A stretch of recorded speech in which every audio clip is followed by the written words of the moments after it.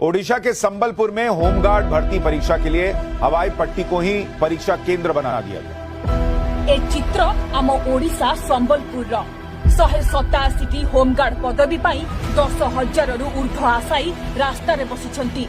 Double engine शासन में युवपीढ़ी बेकारी समस्यार दृश्य ये।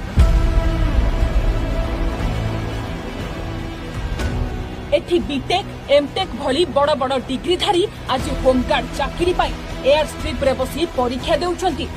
एठार विधायक जयनारायण मिश्र बीजेपीर, सांसद धर्मेन्द्र प्रधान बीजेपीर, सेथिपाई बोधहुए युवपीढ़ी भविष्यत अंधार। राज्यर प्रतिटी युवपीढ़ी आज पचारुछंती डबल इंजिन को बाछिथिलु कोन एइथिपाई?